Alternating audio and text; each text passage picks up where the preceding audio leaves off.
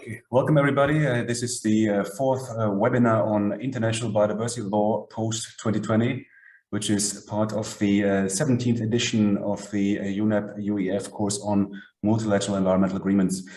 My name is Florian Rabitz from Kaunas University of Technology, and I'll be moderating this session today. As a speaker, we have Balakrishna Pisupati, who is Program Manager for Environmental Governance at the United Nations Environment Programme. He is a conservation and development specialist with 3 decades of experience working on various science and policy issues. And he will today be talking about the regulation of emerging technologies under the Convention on Biological Diversity. Now, from the organizational side, we have around 1 hour for this webinar. Balakrishna Pisupati will be talking for more or less 40 minutes, and afterwards we will have some interactions through the Q&A box. So in case you have questions or comments, then please use this box. Afterwards, we will also switch to a more informal discussion session for which a separate Zoom link will be provided for you. I should also note that this meeting is being recorded. And with all that being said, I would then switch over to Balakrishna. Please, the floor is yours. Thank you. Thanks a lot for that kind introduction, and Florian, and great pleasure to join the participants, colleagues, both from UNEP as well as University of Eastern Finland, and also participants at this particular webinar. So greetings from India, where I'm currently based. And as the introduction was happening, there was a mention about the theme, topic, or the focus of this particular webinar, which is on emerging technologies in the context of the Convention on Biological Diversity. So what I intend to do today is to give you a very quick overview on some of the emerging technologies in general that are related to environment, that are related to conservation to begin with, and then move on to 2 very specific technologies that are, to an extent, a basis of very difficult and contentious negotiations that we are currently seeing within the Convention on Biological Diversity. Having said that, I also realize that a lot of the participants at the course and several of the participants at this webinar are colleagues with background, expertise, and experience working on issues of environmental management and environmental governance. So certainly I hope that this particular presentation will trigger some ideas and some questions, and also some issues that you may want to consider as and when things happen at the national level in terms of emerging technologies, and also on issues related to technology transfer, capacity building, and issues related to that. So with that introduction, let me share my screen so that we can sort of directly get into the presentation. I just sort of want a quick confirmation that you can see my presentation. Yes. Yeah, thanks. Good. So certainly, as I mentioned, let me just minimize it. 1 second. Sorry. Right. So what I'll be essentially discussing or presenting to you today is on a set of new technological interventions that are in general changing the future of not just environmental management or environmental governance or related issues, but generally our lives and lifestyles in its entirety or in its totality. And what you see on the top of that page is actually a report that was presented or put forward by the Economic Council, the World Economic Council, where there was an assessment of a number of technologies and a prioritization or selection of some of these technologies that could change the world by 2025. And of the 17, if one is going to be looking at the environmental element of those 17 technologies that could significantly change the way the world is going to look like in the next few years, at least 6 or 7 of them are directly related or relevant to issues of environment.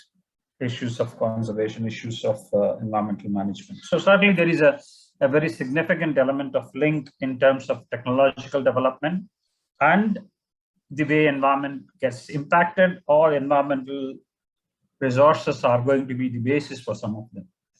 And of course, the general discussion that happens on technological interventions into the future largely focuses on some of those elements that are on the left bottom of the slide, looking at artificial intelligence, e-commerce, green economy, intelligent vehicles, Internet of Things, smart robots. So certainly the number of options available for countries or for general public to make use of these technological advances are really, really mind-boggling. And some of them are unbelievable. Like, say, for example, a couple of days ago in preparation for this webinar, I was just looking at some of the recent developments in nanorobots. Today, the technology is so advanced that people who actually have difficulties in terms of their sperm count or sperm mobility for reproduction, today, nanorobots actually are being put in place where a single sperm, a nanorobot, can actually direct to the egg for fertilization process. So some of these technology are really going to be changing the way we are going to be looking at the world. But many of them are sector-based.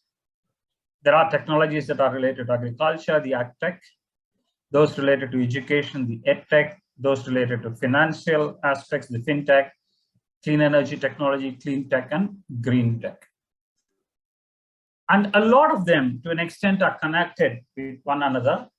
They are mutually reinforcing in terms of our ability to make use of the technologies, but also get impacted by some of these technologies into the future. But certainly, as we are discussing it in September 2021, there are some technologies which are really, really sort of mind-boggling, that are technologies to be watched out for. Quantum computing, gene editing. Many of you have heard about this term, gene editing, where today in a country like US, gene editing is not regulated and it is considered as a safe technology. And this particular technology of gene editing is being used from treating very difficult health disorders or medical conditions to dealing with the most difficult genetic transformations that otherwise was thought impossible a few years ago. Nanoengineering, I did mention about an example there. Organ growth, alternate or renewable energy, healthcare, energy storage, hybrid. So a number of these technologies are in the making. And to just give you one or two examples of what is the market, what is the kind of the future of some of those technologies.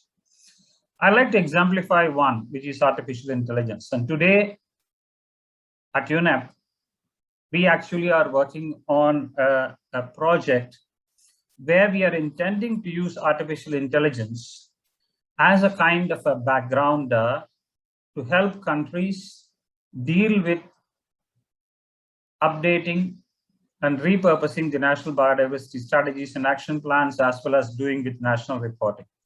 So we've just started the discussion in terms of how we can basically be using artificial intelligence as a part of a tool, as an enabling mechanism in terms of implementing the global biodiversity framework, which is currently being discussed. And we hope we'll be able to come up with some guidance fairly soon, but certainly before the 15th Conference of Parties to the Convention on Biological Diversity. But this technology is immense. It's so huge, and the market impact, according to PricewaterhouseCoopers, is about $17 trillion. The market potential is about 1.6, according to another forecast that has been put. And certainly the takeoff dates in terms of their ability to influence issues related to environment, related to conservation, is already been there. We've already seen a lot of applications where artificial intelligence is being used in terms of conservation practice. And certainly there is also that element of the social dimension, especially in terms of the net job impact. As of 2020, it's about minus 1.5%, according to World Economic Forum. So certainly a lot of potential and a lot of future that is happening. And the impact of artificial intelligence on various sectors were assessed. And what you see on the slide is a kind of a share of the profit increase sector-wise. And those two dots or the arrows that you see on the top of the slide relate to something which we are concerned with today in terms of conservation, in terms of the MEAs. One is on healthcare, where the impact is, or the market share, profit share is close to 55% between the baseline year and 2035. And for agriculture, forestry, and fisheries, we are looking at an increase of 53%. So certainly, the economic drivers of making use of this technology is certainly the one which is pushing the science and the technical base of these technologies much more openly and much more widely. So it's not going to be a big surprise that a few years from now, we completely will be reshaping the way we are looking at conservation. We are doing conservation practice, whether we're doing sustainable use or sustainable harvesting or sustainable management or any of it, and including on issues related to benefit sharing, which is an important objective under the Convention on Biological Diversity. Today, programs are run on using blockchain technologies for access and benefit sharing, which is under the Nagoya protocol of the Convention on Biological Diversity. There are quite a few programs that actually have started using blockchain technologies as a kind of a tracer to use on who should be benefiting from providing access to genetic resources and related knowledge. So the impact and the market share of some of these technologies are going to be huge. And the relevance of this particular point here is that, as you know, to a large extent, it is just not the science, it is not the societal interest, but it is also the economics and the investments on these technologies that will drive the future of conservation as well. So I'm now going to a particular topic which is very relevant to the Convention on Biodiversity or Biological Diversity, where the discussions related to synthetic biology, some of you may have heard about this, some of you may not have, but in 2010, and I'm going to mention it in my subsequent slides, we started discussing on the role and impact of synthetic biology on the objectives of the Convention on Biological Diversity. And today, this emerging science, this emerging technology is growing leaps and bounds in terms of its ability to actually transform the way we look at not just products, but also organisms. And currently, the most contentious discussion within the Convention on Biological Diversity is related to synthetic biology. And synthetic biology, for those of you who are familiar or not familiar, may understand it's actually a combination of several different disciplines of science.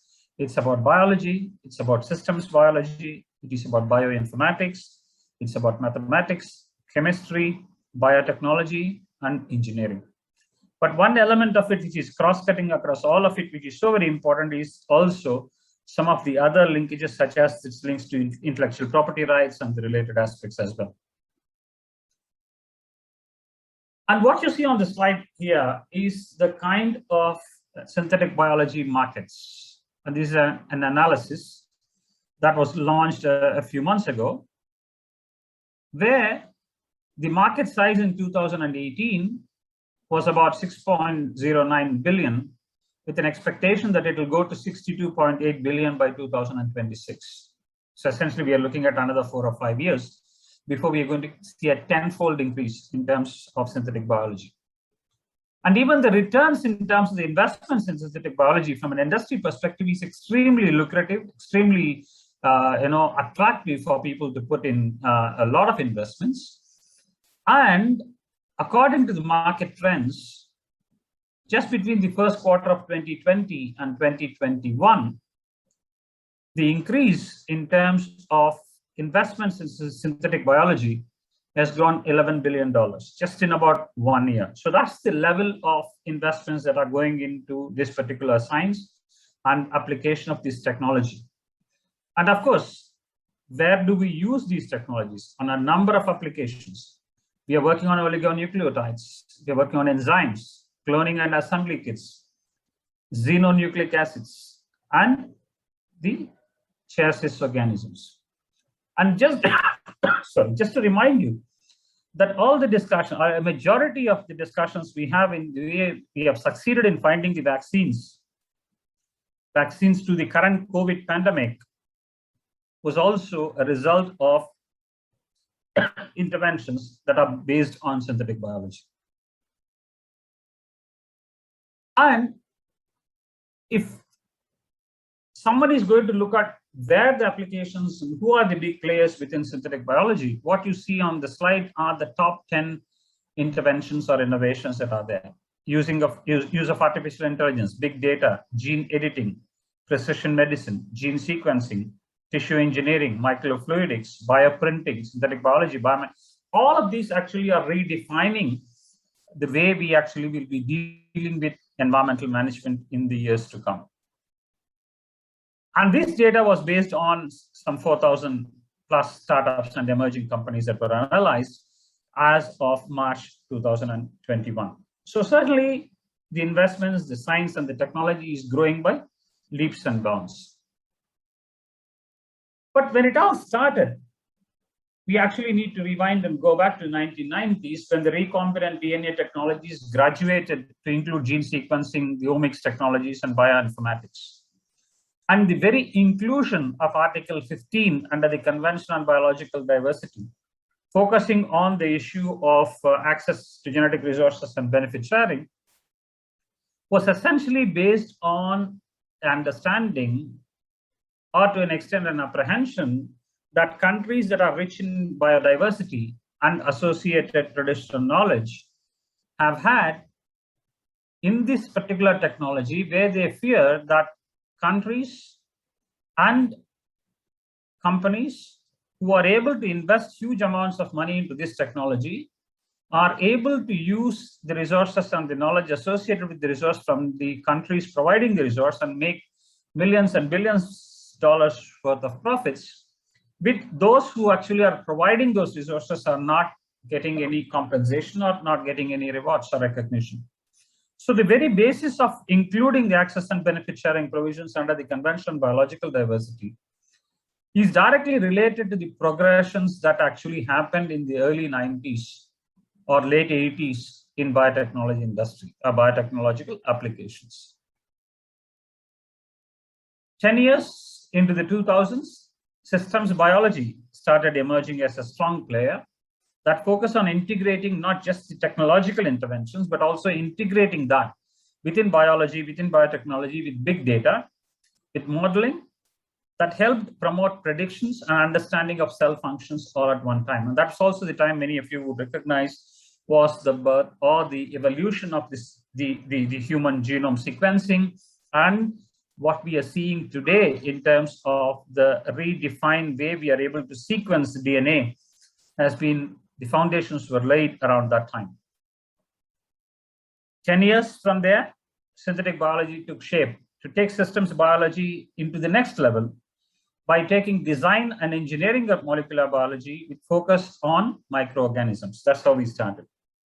And very quickly, in a span of about 6 years, I mean, sometimes this way science progresses really baffles you. In terms of 2003, we have a synthetic virus that was created.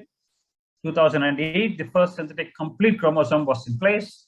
2009, a micro-injection of a complete chromosome into a bacterial cell was possible. And on 20th of May in 2010, the Craig Venter Institute combined all of these into a first synthetic biology organism called Synthia. So the question at that time that was asked in a very lighter vein was the parent of Synthia was a computer, because of the way it actually was put in place. So for this technology to be discussed under the Convention on Biological Diversity, we need to have some basic understanding of what this is all about. So the first question to ask is, what does synthetic biology refer to? Synthetic biology refers to the design and fabrication of biological components and systems that do not exist in the natural world. So that's basically what it means. The redesign and fabrication of existing biological systems also comprise interventions supported by synthetic biology. So one is something which is completely new and novel. The other one is redesigning and fabrication of existing systems. So synthetic biology and biotechnology are also very intricately linked, and that is why we see under the convention a lot of discussions under the Cartagena Protocol on biosafety, the discussions on risk assessment, risk management on living modified organisms, and all of it actually were the basis for the discussions on synthetic biology. So essentially the focus was on improving the production of certain metabolites by tinkering with the components of a metabolic framework will fall within the realm of biotechnology. That's been basically the understanding of biotechnology. But on the other hand, the introduction of several exogenous enzymes in an organism to produce a new compound will fall within the scope of synthetic biology. So the challenge here is to a non-scientist to basically understand this nuanced difference between biotechnology and synthetic biology in the first place is something which I want you to have in mind, and we can certainly take any questions and we can have some discussion on that. Having said that, it was exactly in 2010, and that time I used to work at the United Nations University based in Japan. I actually edited and published a book on the topic of the future of international environmental law, where the policy experts working at Craig Venter Institute immediately after Synthia was launched, I actually invited them to make to author a chapter on synthetic biology and the role of regulatory and legal frameworks in the future. So to a certain extent, 2010, we started discussing about synthetic biology in the context of the CBD, but we actually have come quite a long way in the way either we understand synthetic biology and its implications under the convention, or we actually misunderstood synthetic biology and its implications under the convention. So the jury is still out there. There was an ad hoc technical expert group that was established in 2015. In 2016, the CBD Conference of Parties took a decision to actually extend the term of the ad hoc technical expert group with a focus on coming up with very specific elements of understanding the policy aspects related to synthetic biology, including defining what is synthetic biology and all that. The ad hoc technical expert group continued its work, a discussion at COP14 in Egypt in 2018, again extended the terms of reference extended the term of the ad hoc technical expert group. And currently, we actually are moving towards the COP15, which is to be held in 2020. But as you know, now it is postponed to 2022, where it is expected that there will be some decisions that will be taken on the relevance of this particular technology and its implications on biodiversity, where the policy and the regulatory space to focus on synthetic biology would be decided ideally. But as we are discussing some of these now, the negotiations on how to deal with it is still on. And certainly there is a lot of confusion and there is a lot of apprehension. There is a lot of misinformation that is certainly there in the context of the ongoing discussions on synthetic biology under the Convention on Biodiversity. But then, how does all of this related to Convention and the Cartagena Protocol on Biosafety? It is certainly related because the way countries and the policy responses to some of these developments actually have evolved over a period of time. For example, the entire biosafety or biotechnological policy interventions in a country like USA focuses on any product is safe unless it is proven risky. So that is the basis on which decisions are taken. Country like France, any product is risky until it is proven safe. So that is the basis of policy making. In the UK, the United Kingdom, any product is risky even if it is proven safe. So which means that every single product has to go through certain level of screening and safety assessments. But on top of it, we also have science academies. We also have the National Research Council, the International Consortium of Polynucleotide Synthesis, the International Association for Synthetic Biology. All of them actually have put out in the last several years a number of options for policymakers and regulatory framework designers to basically consider the elements of synthetic biology before decisions are made. So what are the current status and trends in synthetic biology, which certainly is of a bit of an issue under the convention? One, the scope of modification of genetic organism or genetic diversity or the genomes of organisms have significantly expanded.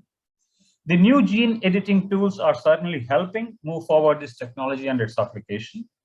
Engineered gene drives are increasingly used. You have heard of the engineered mosquitoes that were released in Brazil, for example, which is based on the engineered gene drives. So certainly a lot of things happening.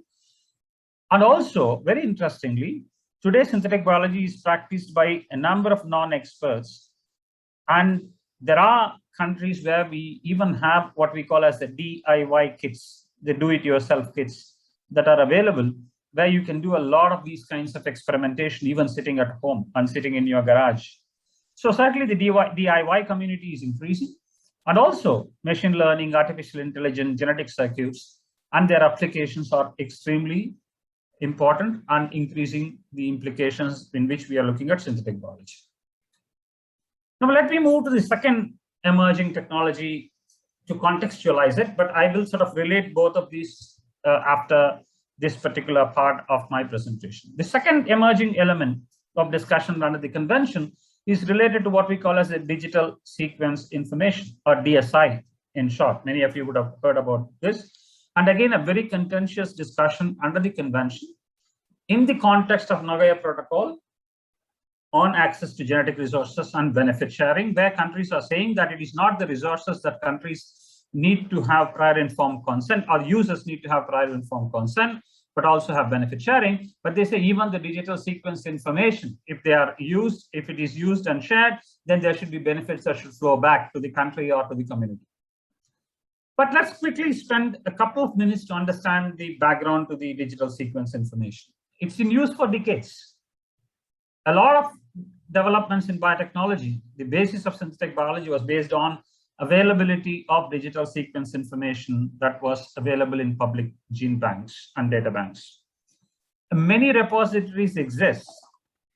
And as those of you who are scientists and essentially working in molecular biology would recognize that it is mandatory for publications or scientists before they publish any of the sequence information in a journal, we basically will, the scientists need to deposit the sequence information for scientific publication in one or several of these publicly available databases, and they are freely used.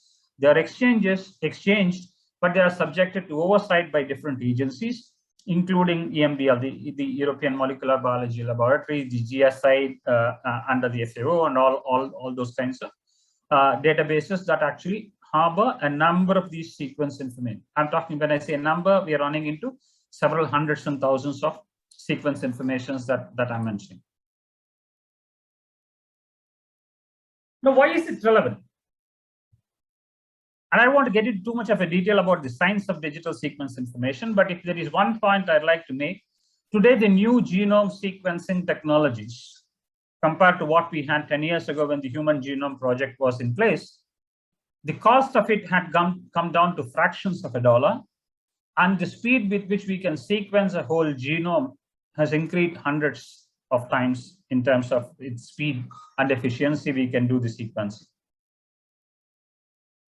And I would like to sort of relate this entire discussion in the context of what is happening currently with respect to COVID.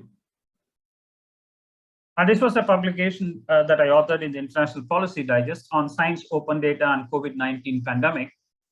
And I will try to relate this with the synthetic biology discussions and the discussions under the Convention on Biological Diversity in my subsequent slides. So COVID, the current pandemic, had taught us many lessons in science and the speed with which science was able to find the solution. Never in the history we were able to produce a vaccine in less than 1 year. I mean, honestly, the vaccine was ready in less than 6 months. Of course, it has to go through some trials and all, so it took time. It was the first time in the history of vaccine production or that particular design, because many of you who follow these discussions or who are familiar with vaccine productions know it's just not science, but vaccine production is also an art. So the science of it, the art of it was extremely sort of fast, and we were able to get the vaccine in record time. The policy in terms of production, in terms of supply, in terms of management, in terms of deployment, all of it, many of you are familiar from the press and also from your own understanding of how the vaccines are being shared, how the vaccines are being used.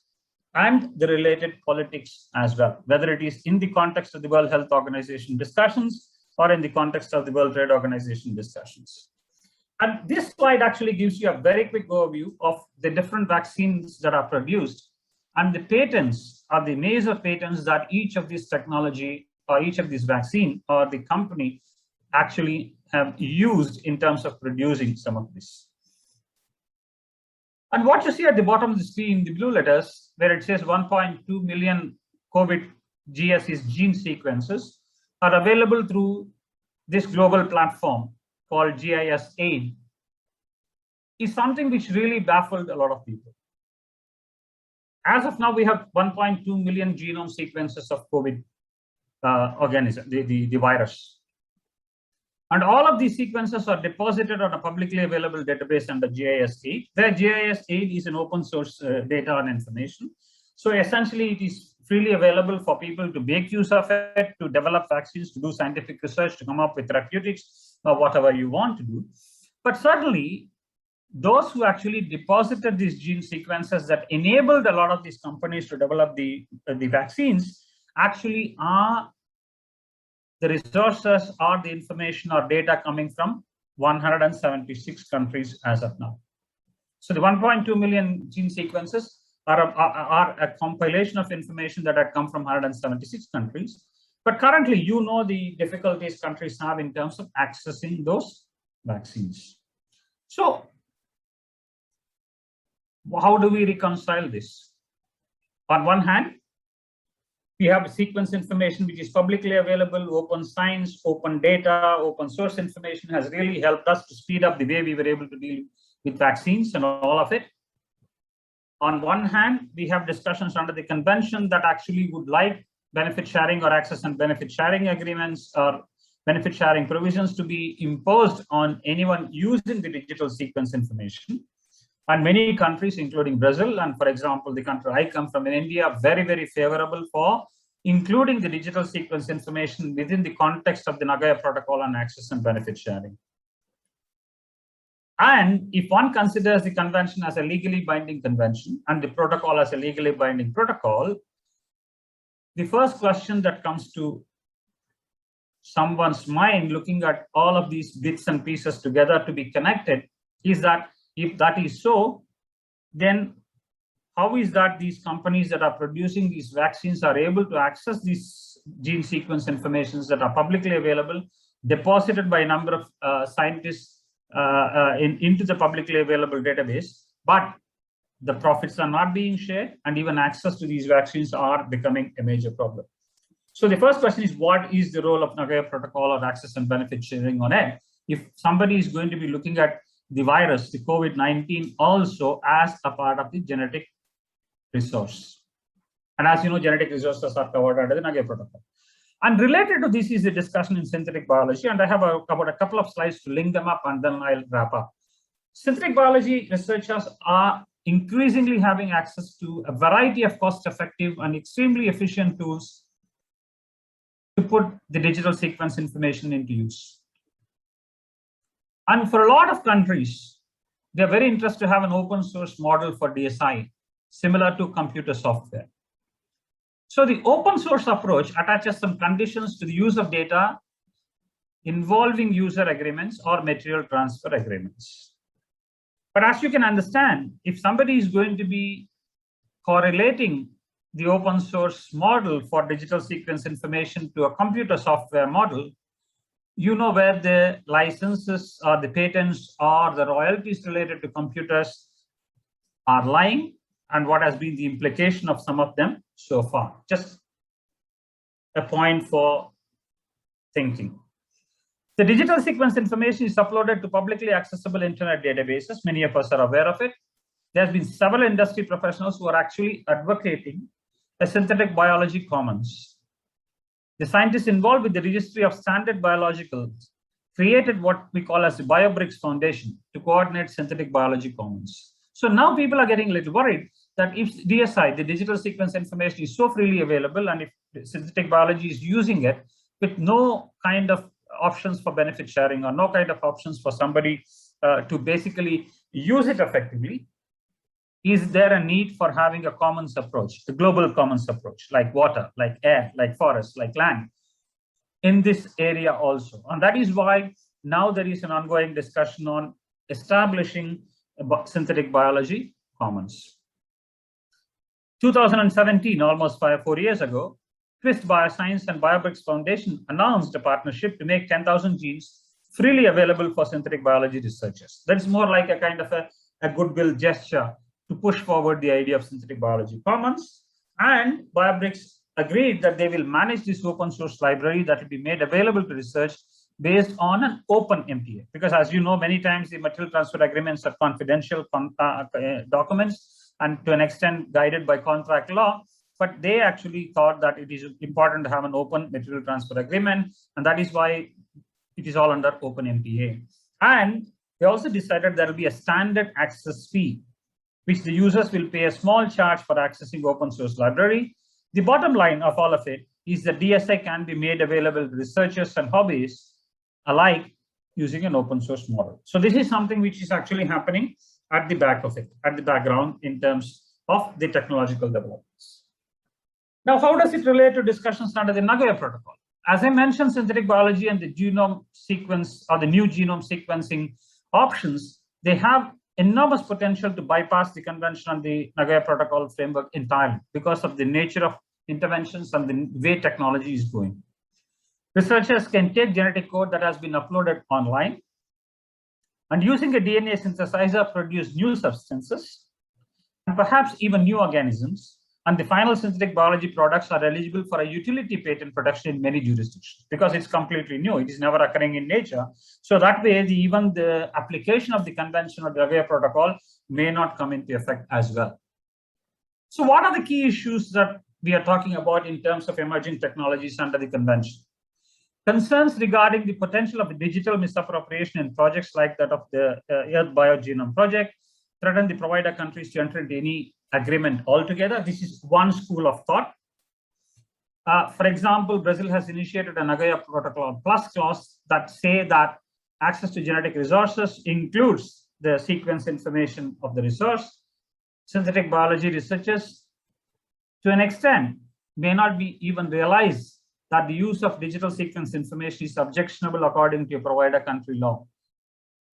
Because of my work and because of my background working on synthetic biology law and policy for several years now, I am in touch with a number of industry and science bodies, and they actually do not even know. That is why at UNEP, we are now organizing a series of 3 webinar sessions on 10th of November, 10th of December, and 6th of January, where we are bringing the industry, science, and policymakers together to discuss about the implications of some of it in the context of the convention. A provider country like Brazil considers the digital sequence information same as accessing physical samples. And the researchers in the US, for example, obtaining a DSA from a commons library may not recognize that there is a layer of access and benefit sharing in some of these issues. The technology-driven user countries are preparing as a source model for innovation in synthetic biology. And it is not as easy as an open source model in the software sector because of a number of underlying issues, including the Nagoya protocol. So while there is a proliferation of property rights on synthetic biology products that are built using open source platforms, it is important to ensure fair and sustainable share for the global south that actually provides that information. So tools like BLAST, that stand for the Basic Local Alignment Search Tool, available with the National Institutes of Health, and also the National Center for Biotechnology and Information, facilitates finding the same DNA sequence in other possible organisms found within other jurisdictions. And through BLAST, a credible ABS bypass tool may be available or is available in the US that can potentially defeat the efforts of CBD or the Nagoya protocol. So what we require now is the Nagoya Protocol Plus approach in dealing with both synthetic biology and the digital sequence information. And we need to come up with these kinds of options fairly soon. So where from here? Emerging technologies are complex. Capacities to understand, regulate, use, and apply some of these are needed. Innovation law is being redefined, and a transdisciplinary approach, as you have probably remembered from the slide I presented in terms of various different disciplines that constitute the research into synthetic biology, for example, require transdisciplinary approaches. So that's where the emerging technology context or the contours of this particular technological intervention stay in the context of the Convention on Biodiversity and the MEAs. So I'll stop at that point, and then I'll be more than happy to take any questions. As I mentioned, that what I presented actually is a kind of a summary or a synthesis of different views, different opinions, and different publications and interests that actually have been expressed in the context of the convention, in the context of a multilateral environmental agreement and a protocol like the Nagoya Protocol on Access and Benefit Sharing. Because of time, I do not want to get into other technologies and implications, but I thought since these two are most topical today in the context of the convention, I thought that I'll focus on these two elements in this presentation. Thank you very much. Thank you very much, Balakrishna, for this fascinating presentation. We have 6 interventions from the audience so far. We'll just take them in order because there has also been some upvoting. So Galina Moskova is asking about the relation between CRISPR-Cas and DSI, and she's asking about the prospects for including other technologies such as artificial intelligence, smart robots, or growing organs in the appropriate multilateral environmental agreements. Maybe you could say a few words about that. Sure. Let me start with the last part of the question in terms of application of some of these technologies in other conventions.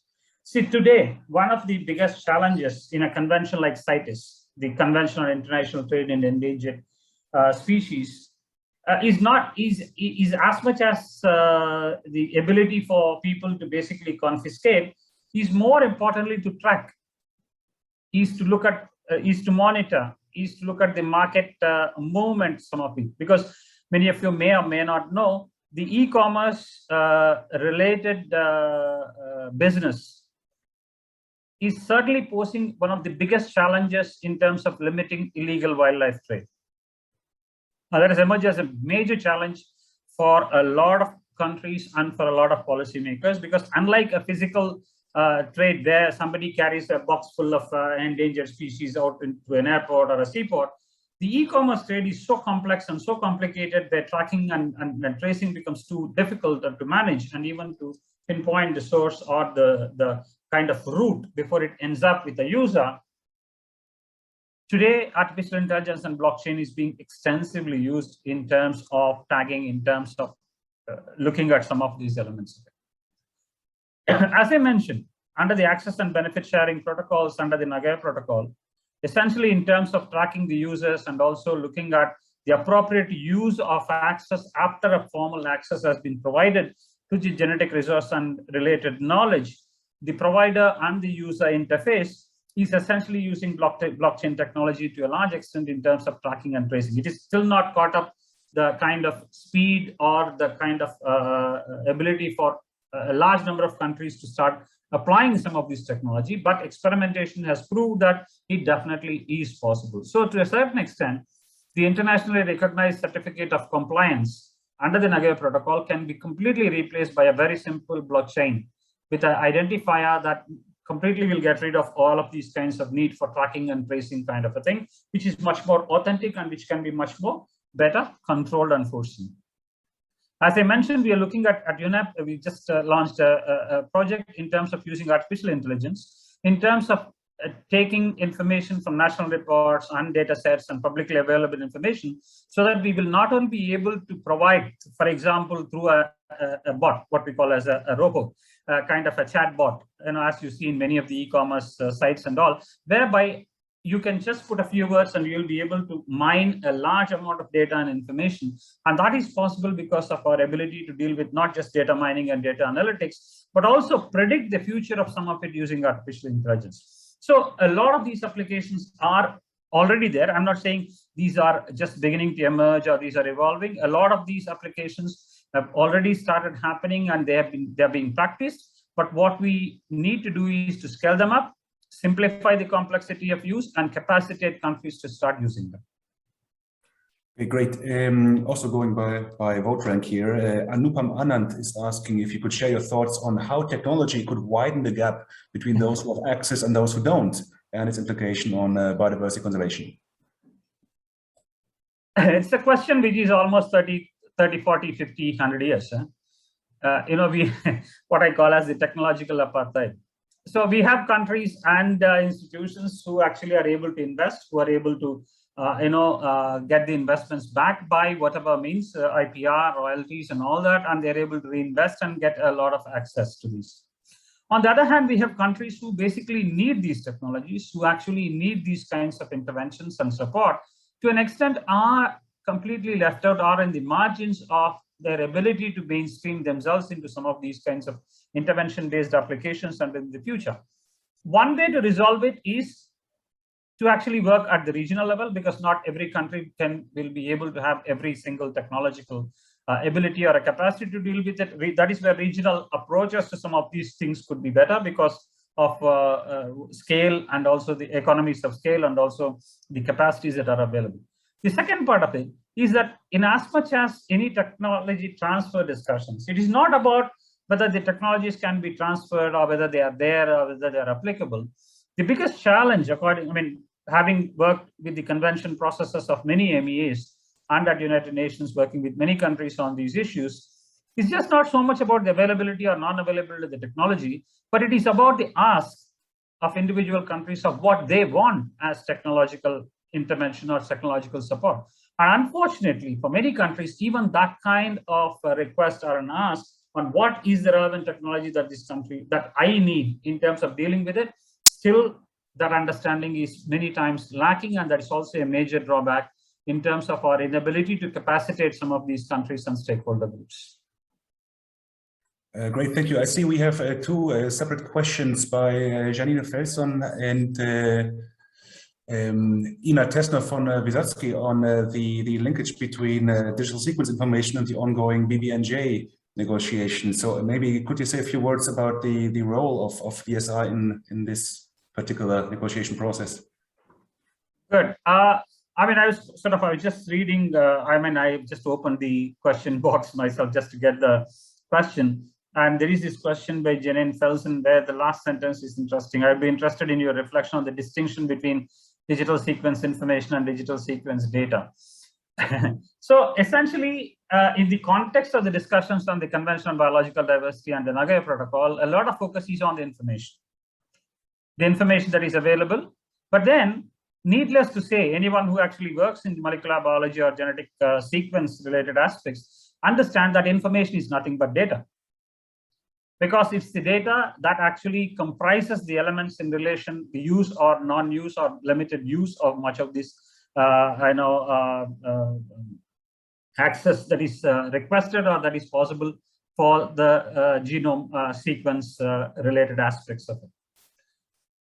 There was another question about the link between DSI, some marine genetic resources, and the discussions under the areas beyond national jurisdiction discussions.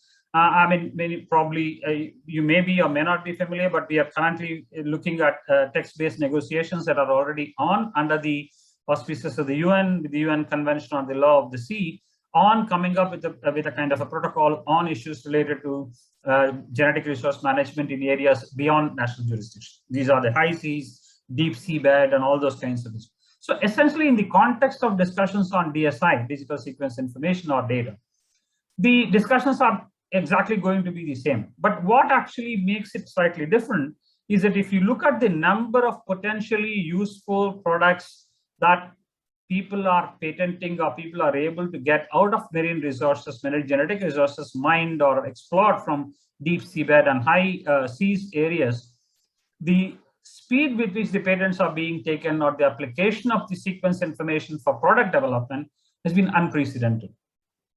At one point, a few years ago, we had 23% increase every year for about 3 or 4 years in terms of the patents that were applied only using the marine genetic organisms that actually had some useful products and useful information in there. So certainly that context of that question is very correct. It has to be discussed within the ABNJ and the UNCLOS debates.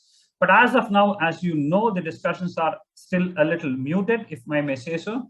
It is still not up to speed, and there is a need to speed up the discussions and understand the implications, because once this particular protocol is adopted, going back and redefining or redoing the implications or links with some of these aspects may be too difficult for countries. Thank you. Great. Joachim Salzberg is asking about the willingness to compromise on SynBio and ABS, and or whether you see the risk that there might be some negotiation collapse, as was the case with the plant. Sure, got it. No, essentially, if I may, so having been following the negotiations, I mean, I won't say negotiations yet, we're still discussing under the convention as of now, the post-2020 framework and many of these kinds of things. The implications of the links between synthetic biology and DSI are quite limited. There is a lot of debate and discussions that are going on synthetic biology through the ad hoc technical expert group. There is a lot of discussion independently going on in relation to digital sequence information under the Nagoya protocol, but a large focus on DSI is about how to secure the benefits. What is the best mechanism to secure the benefits when people are using digital sequence information? But as of now, we have not seen much of a discussion connecting these two elements or connecting these two issues. And that is why at UNEP, we actually are now preparing to organize a couple of sessions to bring these two elements together, both from a science and policy perspective, that it is very important that you cannot discuss synthetic biology related issues in the absence of sequence information, because that is the basis for synthetic biology to a certain extent. And you cannot discuss DSI related issues unless you also consider synthetic biology, because that is where to a large extent the use of this information goes. So certainly as of now, my quick answer is that they are related and they need to be discussed to a certain extent together, but the optimal nature of those discussions we still have not reached.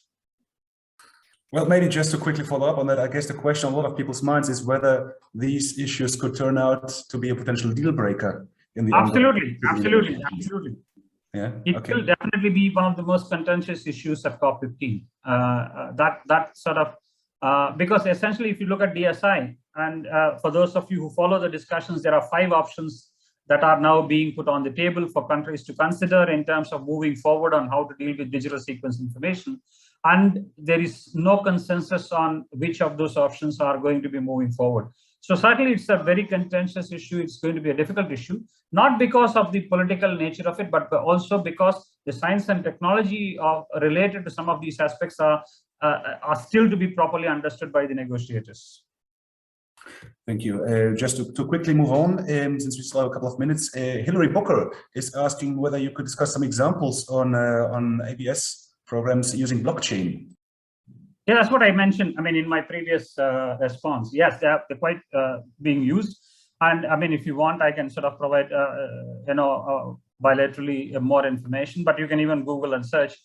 There are quite a few applications that are already being used effectively now. And we also have one, well, I guess it's more a comment from Adam Cornish mentioning that the Oxtec mosquitoes that are currently being used technically do not constitute gene drive systems. I don't know if you would like to respond to that. Sure. I mean, the thing is that essentially, yes, to an extent, yes, the technology is related to what sort of was mentioned just now. But the reason why the gene drive related discussion is taking so much of space and time in the context of the discussions on synthetic biology is the ease of application and the number of applications where gene drives are being used. So to a certain extent, the people who actually are working with the ad hoc technical expert group or the members of the ad hoc technical expert group are focusing more on gene drives in terms of their impacts on environment. In the context of the recent developments or in the context of much larger developments that are happening in terms of use of gene drives. Okay, thank you very much. Then we have a question from Jesus Guerra. I'm not entirely sure if I understand this correctly. Maybe you could take a look yourself. Yeah. The inclusiveness of what needs to be done? Because I mean, why is that we are talking of these big technological developments when we still have not found a ways and means of implementing the convention and the protocols, Nagoya protocol or Cartagena protocol, and what should be the first priority and where should we put our perspective in terms of prioritization? So certainly, yes, I mean, a lot of countries will definitely be challenged by some of these technologies or techniques because they are advanced and they require a lot of investments and capacities and expertise and experience to deal with it. But certainly that should not be an excuse for inaction, because to an extent, you may not basically be governed by the science and the technological interventions that happen within the country, but you may be impacted by the science and technology and its implications that happens in other countries.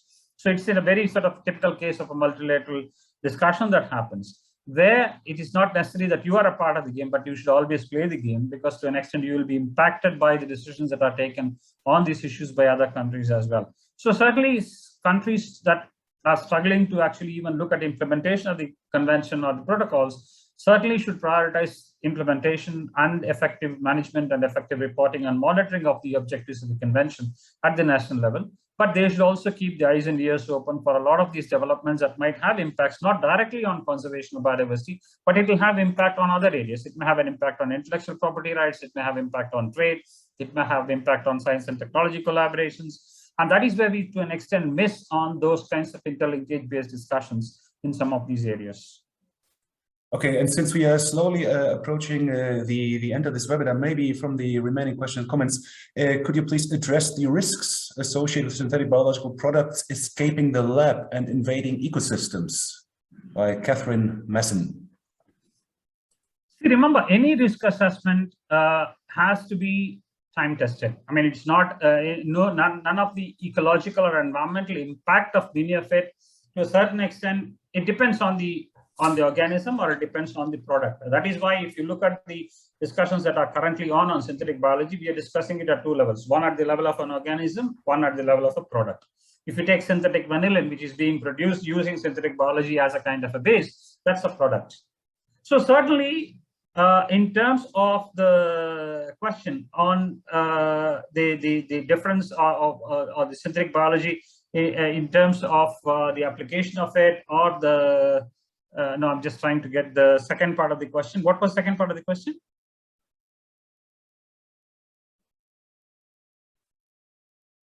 Hello, can you hear me? I think we had a small hiccup in the connection here. Yeah. Florian, can you repeat the question? I mean, the question was about the risk and the impacts of a potential risk. Yeah. So risk assessment has to happen over a longer period of time. But the potential applications of some of these technologies are being tested as of now. As I said, that the industrial applications related to a lot of these, whether it is related to clean energy or dealing with bioremediation or pollution control, or a lot of it are certainly happening. And there is also a set of people who are actually now supporting and suggesting that a lot of natural products, a lot of products which actually are being extracted from wild and from endangered species or threatened species, that entire kind of the production system can shift to synthetic biology production systems, so that we'll be able to protect and we will be able to conserve. So that's also a school of thought that is certainly happening. So the risks are to be weighed. We still do not know, because many of it requires a long-term monitoring and a long-term perspective. But as you know, currently there is no clear clarity on how some of these discussions would essentially be finalized, if at all they are finalized at COP15. But certainly there will be a push for horizon scanning, there will be push for foresight, and also a regular feedback on the impact and things like that. But a lot of it will be based on information that is generated by those who are doing the experiments and those who are deploying the technology. Okay, great. So we have certainly covered a lot of ground here, but we are also now at the end of this session. So thank you again for this fascinating presentation and all your answers.